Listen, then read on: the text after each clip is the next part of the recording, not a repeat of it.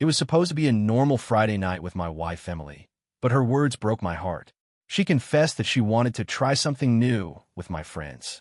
I thought it was a joke, but her persistence and secret plans destroyed our marriage. This is how I uncovered her betrayal and regained my dignity, legally, cunningly, and with a sweet taste of justice.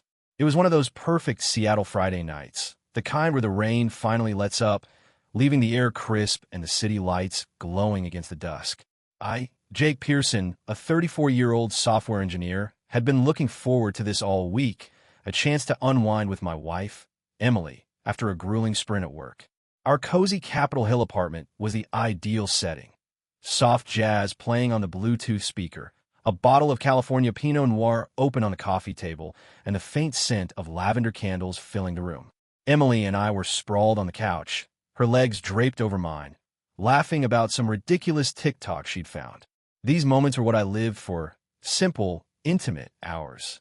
But then, out of nowhere, the mood shifted. Emily set her wine glass down, her movements deliberate, and turned to face me.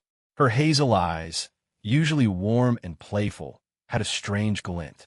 "Jake," she said, her voice low, almost cautious, "have you ever thought about spicing things up?" I raised an eyebrow, assuming she was teasing.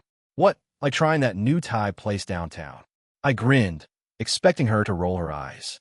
But she didn't. Instead, she leaned closer, her fingers tracing the rim of her glass. "No, I mean with other people. Like, inviting someone else into our dynamic." My stomach did a small flip. I chuckled, trying to brush it off. "Okay, and what's this? You pulling my leg." But her expression didn't crack. She tilted her head, her blonde hair catching the candlelight, and pressed on. "I'm serious. Have you ever thought about what it'd be like to, say, bring in one of your friends? Like Mike, or Tom, or maybe Ryan?" My laughter died in my throat. Mike, Tom, and Ryan, my buddies from college, guys I'd known for years. The idea of them in that context with Emily felt like a punch to the gut. I searched her face for a hint of a joke, a smirk, anything to tell me this was one of her weird hypotheticals. But her gaze was steady, almost challenging. What are you talking about?" I managed, my voice tighter than I intended. I set my glass down, suddenly hyper-aware of the quiet between the jazz tracks. She shrugged, casual as if she'd just suggested switching Netflix shows. "I don't know, Jake. I just think it could be exciting. Something new for us. Don't you ever get curious?" My mind raced. Curious? About my wife with my friends? The thought made my skin crawl. I loved Emily. Her wit, her laugh, the way she'd dance around the kitchen to old 80s pop. We'd been married 5 years, together for 8, and sure, we'd had our rough patches, but this was a curveball I hadn't seen coming. I tried to steer the conversation elsewhere. Let's rewind. How about we plan that weekend hike to Mount Rainier instead?" But Emily wasn't having it. She leaned forward, her voice dropping to a conspiratorial whisper. "Come on, Jake. Imagine it. Mike's got that whole charming vibe, right? And Tom's so laid back. It'd be fun. No pressure. Just something to think about." My heart started pounding, not in a good way. I felt like I'd walked into a room where everyone knew the rules except me. "Fun," I echoed, my tone sharper. You're talking about my friends." "Our friends. That's not us."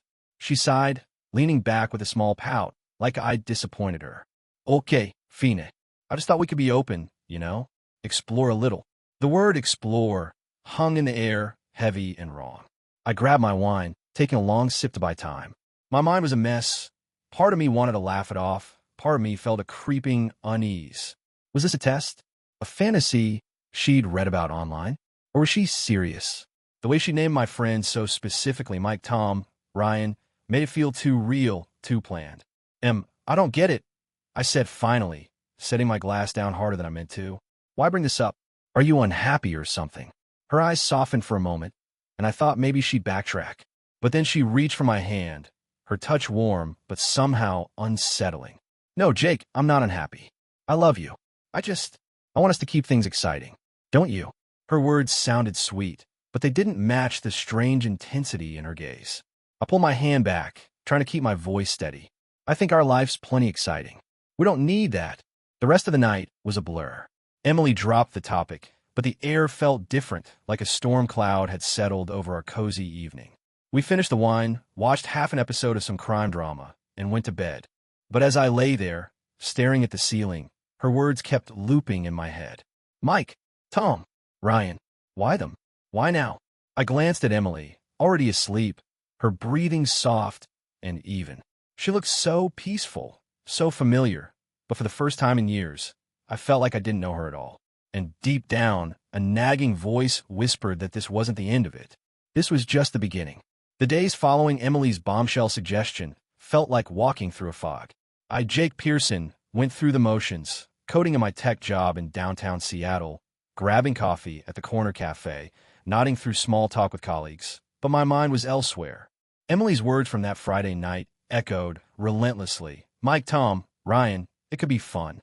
I kept hoping she'd laugh it off, admit it was a weird whim, but instead she doubled down. It was as if a switch had flipped, and the woman I'd built a life with was slipping into someone I didn't recognize. At first, it was subtle. Over breakfast, she'd toss out a coy remark while flipping pancakes. You know, Mike's got that rugged charm. Don't you think? She'd say, her tone light, but her eyes watching me closely. I'd force a smile, muttering something like, sure, I guess, and change the subject to work or the weather. But Emily was relentless. By midweek, her hints grew bolder. One evening, as we washed dishes side by side, she leaned in, her shoulder brushing mine. I was thinking about what I said the other night, she murmured. About exploring. It could really bring us closer, Jake. Shake things up. My grip tightened on the sponge, soap suds dripping onto the counter. I thought we dropped that, I said, keeping my voice even. She shrugged, drying a plate with exaggerated nonchalance. Just saying, it's worth considering. Her persistence gnawed at me. I started replaying our marriage in my head, searching for clues. Had I missed something? Was she bored? Unhappy? We'd always been solid, or so I thought. We'd traveled to Iceland last year, laughed through late-night board games, planned a future with a house in the suburbs. But now, every time she brought up that idea, I felt a knot in my chest, a mix of betrayal and confusion. I tried talking to her about it one night, hoping honesty would clear the air. We were on the couch, the TV muted, rain tapping against the windows. This whole spicing things up thing, it's making me uncomfortable, I admitted, my hands clasped tight. I don't get why you're so fixated on it. She tilted her head, her blonde hair falling over one shoulder, and gave me a look that was half pity, half challenge. Jake, it's just a fantasy. Don't you ever think about pushing boundaries? I thought you were adventurous. Her words stung, like I was the one being unreasonable. By Thursday, the subtle jabs turned into something more calculated. She started name-dropping my friends with unnerving specificity. Over dinner, take out sushi from the place down the street. She casually mentioned Tom. He's so chill, right? I bet he'd be game for something unconventional. My chopsticks froze midair. Tom, the guy who'd crashed on our couch after too many beers at a Mariners game, was now part of her fantasy? I set my food down, my appetite gone. Emily, stop, I said, sharper than intended. This isn't funny anymore. She pouted, but her eyes gleamed with something I couldn't place. Amusement? Defiance? Okay, I'll drop it, she said, but her tone suggested otherwise. The breaking point came Friday morning. I was getting ready for work, tying my shoes, when Emily sauntered into the bedroom, her phone in hand. Hey, I was thinking, she said, her voice syrupy sweet. What if we hung out with the guys tomorrow? Mike, Tom, Ryan, they're free. Just a casual thing at Blue Anchor. No big deal. My stomach lurched. Blue Anchor was our spot, a cozy bar in Belltown where we'd celebrated anniversaries and met friends. The idea of turning it into whatever she was planning felt like a violation. I stood, grabbing my laptop bag. Why them, Em? Why my friends? I asked, my voice low but trembling. She blinked, feigning innocence. They're fun, Jake. And I thought you'd want people we trust. Trust. The word hit like a slap. I wanted to argue, to demand answers, but I was already late for a meeting. Fine, I muttered, more to avoid a fight than because I agreed. We'll talk later. All day I was distracted, my code riddled with bugs I'd normally catch. I kept picturing Emily's smile, the way she'd listed my friends like items on a menu. Was this really her idea, or had someone put in her head? Mike, Tom, and Ryan, they'd always been good guys, or so I thought. But now I wasn't sure. By the time I got home, Emily was already planning the bar outing, humming as she texted. It'll be great, she said, not looking up. Just a fun night. I nodded, but inside, I felt like I was walking into a trap. I didn't know what she was playing at, but I knew one thing. I wasn't ready for whatever came next. And as I lay awake that night, the Seattle skyline glowing faintly through our window, a quiet resolve took root. I'd go along for now, but I'd be watching closely. The neon glow of blue anchor sign buzzed faintly as Jake Pearson, pushed open the heavy wooden door, Emily at my side. The Belltown bar was alive with Saturday night energy, clinking glasses, laughter, and the low hum of indie rock spilling from the jukebox. Normally, this place felt like a second home, where Emily and I had shared countless date nights and toasted to milestones. But tonight, as we wove through the crowd to meet Mike, Tom, and Ryan, my pulse thrummed with unease. Emily's hand rested lightly on my arm, her smile bright, but it didn't reach her eyes. I couldn't shake the feeling that I was stepping into a script she'd written without me. We spotted the guys at a corner booth, their familiar faces lit by the dim amber glow of a hanging lamp. Mike, with his easy grin and flannel shirt, waved us over. Tom, ever the quiet one, nodded, nursing a craft IPA. Ryan, the charmer of the group, stood to hug Emily. A little too long, I noticed. "Good to see you, man," Mike said, clapping me on the shoulder. I forced a smile, sliding into the booth. "Yeah, been a while." Emily settled beside me, her thigh brushing mine, but her attention was already on the guys, her laugh louder than usual as Ryan launched into a story about a botched camping trip. On the surface, it felt like any other night with friends. But something was off, like a note played just out of tune. As the drinks flowed, the vibe shifted. Emily leaned forward, her elbows on the table, hanging on Ryan's every word. When Tom made a dry joke, she tossed her head back, her laughter drawing eyes from nearby tables. Mike, usually the loudest, kept glancing at her, his smirk lingering too long. I sipped my whiskey, the burn doing little to dull the knot in my chest. "You okay, babe?" Emily asked at one point, her hand squeezing mine under the table. Her tone was sweet, but her eyes darted to Mike, as if checking his reaction. "Fine," I muttered, though my jaw was tight. I wanted to believe this was just her being friendly, but her insistence on this meetup, her cryptic comments all week, told a different story. An hour in, Emily suggested shots. "Come on, let's loosen up," she said, her voice bubbly but edged with something I couldn't place. The guys cheered, and soon tequila arrived, the sharp scent cutting through the bar's smoky air. After the second round, the conversation turned flirty, too flirty. Ryan leaned across the table, his eyes locked on Emily. "You ever think about shaking things up, Em? You seem like someone who likes a little adventure." My grip tightened on my glass. Emily giggled, twirling a strand of hair. "Maybe I do," she said, her gaze flicking to me, then back to Ryan. "Depends on the vibe." The table erupted in laughter, but it felt like I was the only one not in on the joke. I excused myself to the bathroom, needing air. Splashing cold water on my face, I stared at my reflection in the chipped mirror. Get it together, Jake. Was I overreacting? Emily was just having fun, right? But the way she'd orchestrated this night, the way the guys were acting, it wasn't random. Back at the booth, things had escalated. Emily was now perched on the edge of her seat, whispering something to Mike that made him grin. Tom caught my eye and raised his glass, but there was a flicker of unease in his expression, like he knew something I didn't. I sat down, my stomach churning. Then Emily dropped the bombshell.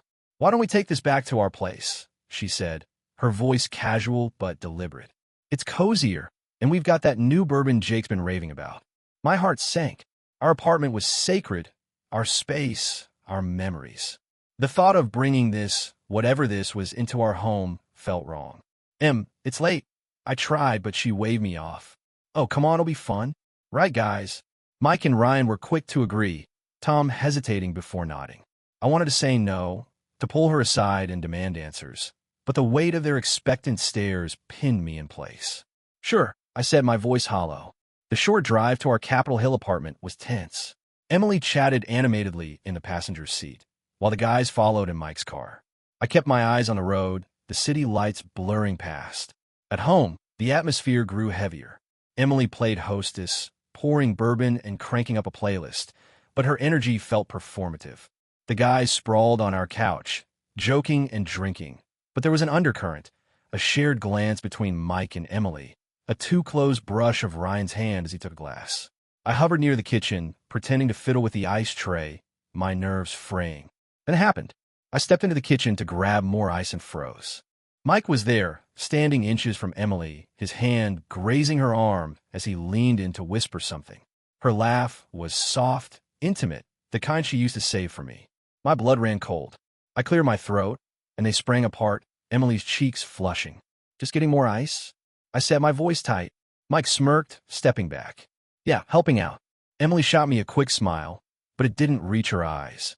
I turned away, my heart pounding, the room tilting. This wasn't a game anymore. It was a betrayal, unfolding in my own home. And as I rejoined the group, Emily's laughter ringing in my ears, I knew I couldn't ignore it any longer.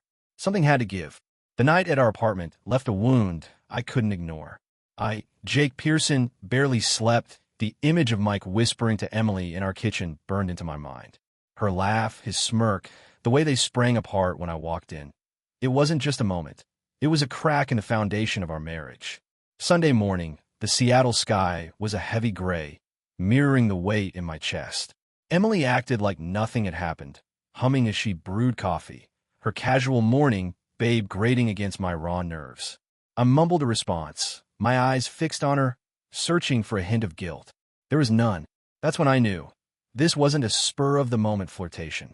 This was deliberate. I spent the day replaying every detail. The bar, her insistence on inviting the guys, the charged glances. Emily's suggestion to spice things up had been nagging at me for weeks, but seeing it play out in our home turned suspicion into certainty. She wasn't just fantasizing. She was orchestrating something. I felt like a fool, blindsided in my own life. But I wasn't going to confront her yet. Anger simmered beneath my skin, but I forced it down. If Emily was playing a game, I needed to know the rules and the players. That meant evidence, not accusations. Monday night, I waited until Emily was asleep. She'd always been a heavy sleeper, her phone left carelessly on the nightstand. My hand shook as I picked it up, the screen glowing in the dark. Her password, our anniversary date, unlocked a Pandora's box. I opened her messages, my heart thudding so loud I was sure it'd wake her. The thread with Mike was at the top, dated from weeks ago. I scrolled, each word slicing deeper. Jake's so predictable, she'd written. He'll come around if we push a little. Mike's reply, but I can make it fun for you first. My stomach churned. There were flirty emojis, vague plans about testing the waters, and a chilling message from Emily. He trusts you guys. It'll be easy. Easy. The word hit like a fist. This wasn't a fantasy. It was a setup, and I was the mark. I kept digging. Messages with Ryan were less overt but damning. Jokes about loosening Jake up, a winking emoji after Emily mentioned the bar night. Tom's thread was sparse, just logistics about Saturday, but his silence felt complicit. I took screenshots, emailing them to myself from a burner account I set up on my laptop. My hands trembled, not just from anger, but from the betrayal's depth. These were my friends, guys I'd share beers with, confided in. And Emily, the woman I'd vowed to love forever, was pulling the strings. I felt exposed, humiliated, but a cold resolve settled in. I wouldn't let this destroy me. Tuesday, I called in sick, my head too clouded for code. Emily left for her marketing job, oblivious to my turmoil. Alone in our apartment, I pieced together a timeline. Her spicing things up, talk started a month ago, right after a work trip to Portland. Had something happened there? I checked her email, same password, same carelessness, and found a deleted thread with an unknown contact recovered from the trash.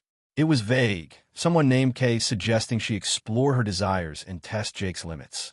No last name, no context, but it felt like the spark that lit this fire. I saved it, my mind racing. Was Kay a friend? A lover? A therapist gone rogue? I didn't know, but confirmed Emily wasn't acting alone. I needed more. I logged into our shared cloud storage, where we backed up photos and videos.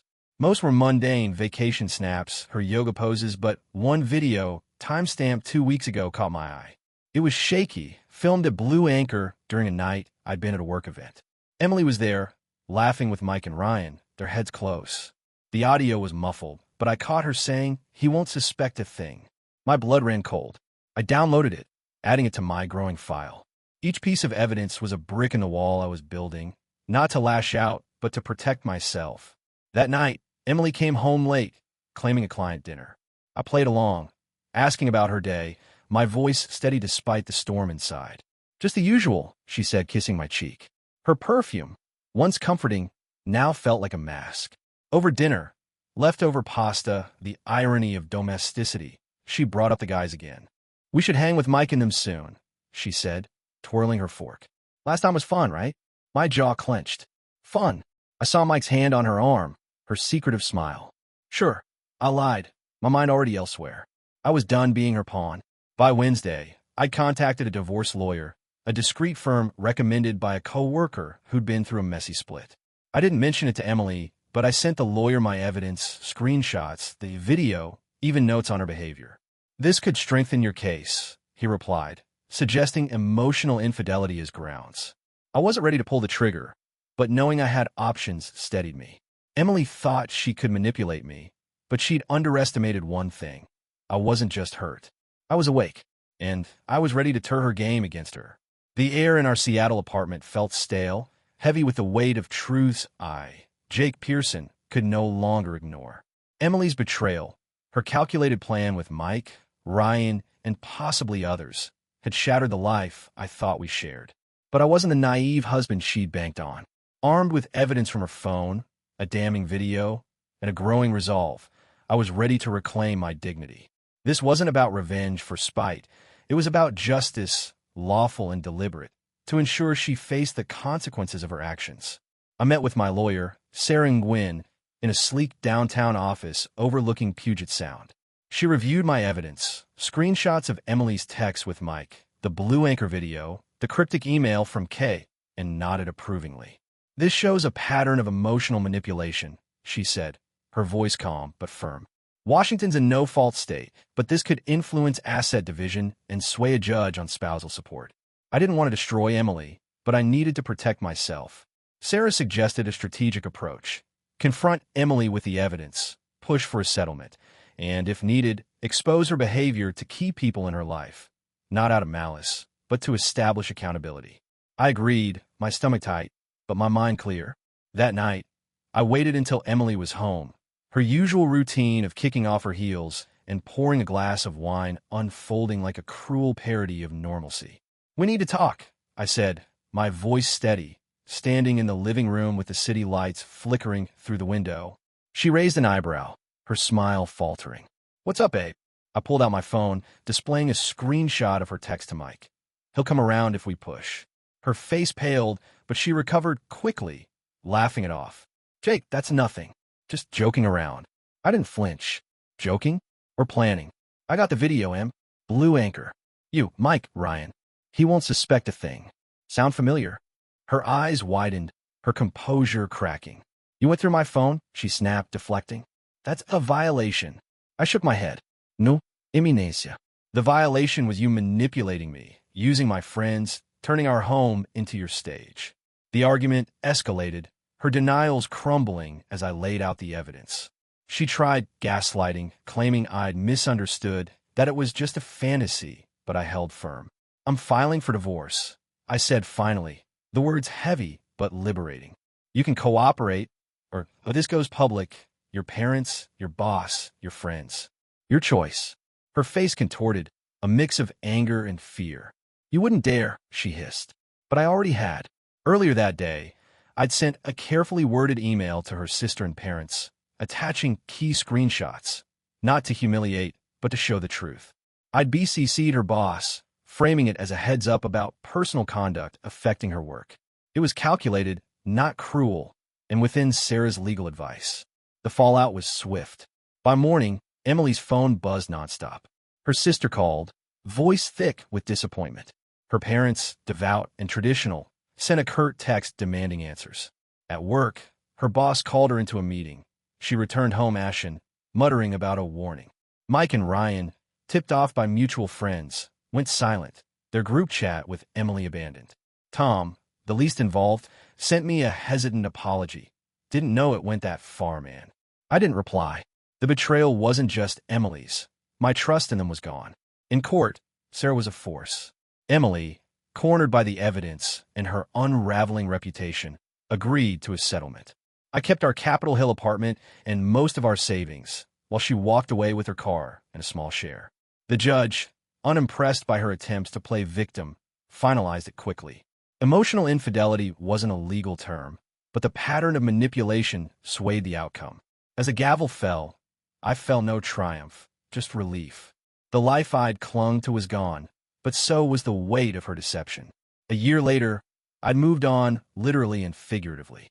I sold the apartment, too steeped in memories, and bought a small house in Fremont, its quirky charm a fresh start. I met Lena, a graphic designer with a sharp wit and a heart that felt like home. We bonded over hikes in the Cascades and late-night sci-fi marathons, building something honest, free of games. Emily, I heard, struggled. Her job demotion stung, her social circle shrank, and she moved to Portland, chasing a new beginning. I didn't wish her ill. Her consequences were her own making. Standing on my new porch, Lena's laughter drifting from inside, I reflected on the past. Emily thought she could bend me to her will, but she'd awakened something stronger, a man who valued himself enough to walk away. Justice wasn't about her suffering, it was about my freedom. The Seattle skyline glowed in the distance, a reminder that I'd rebuilt on my terms. And that, I realized, was sweeter than any revenge.